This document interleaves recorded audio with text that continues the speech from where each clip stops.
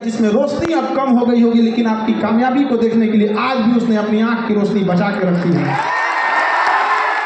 कि उसका बेटा उसकी बेटी कामयाब होके आएगी। और वो दौर चला गया जब केवल कामयाबी पर पुरुषों का अधिकार था।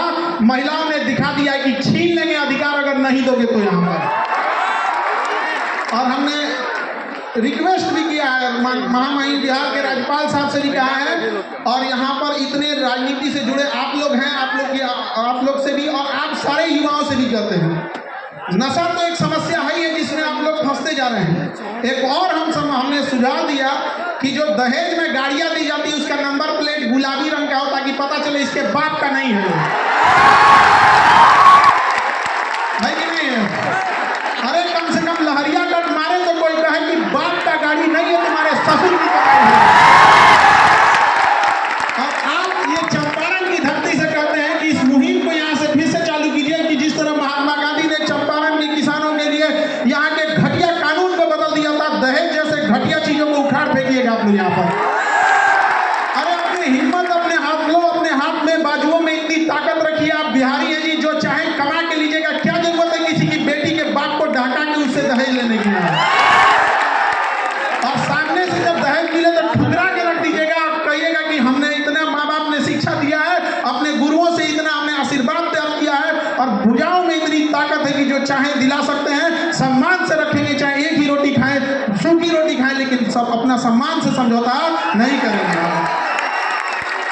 हम सबके घर में आप देखिए, हम तो वो बदनसीब है जो हमारे घर में बहन नहीं है, तो हमें बड़ा ताना मारा जाता था कि बहन उसी को देता है ऊपर वाला जो उसे पालने की औकात रखता है।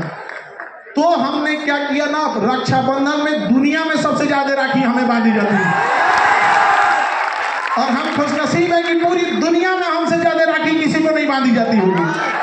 और जब राखी बंधवा लेते हैं ना, तो वही राखी लेके उठता नहीं है हाथ, और छत पे जाते हैं जब अंधेरा हो जाता है तब, और उस ऊपर वाले की ओर देख के थोड़ा चिढ़ाते हैं, क्या हो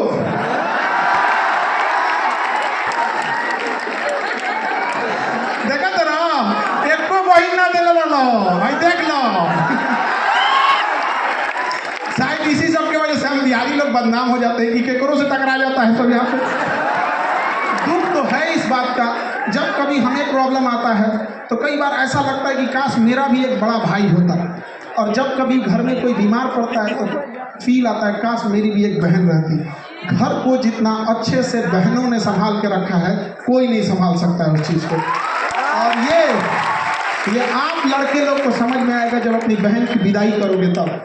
विदाई करने के तुरंत बाद जब तुम विदाई करके लौटोगे घर में ना, तो घर की चार दीवारी पूछेगी कि इस घर को सजाने वाली को तो तुमने विदाई करके भेज दी।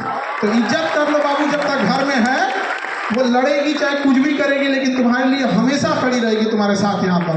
तो हमेशा याद रखिएगा, अपने संस्कार का परिचय दीजिए।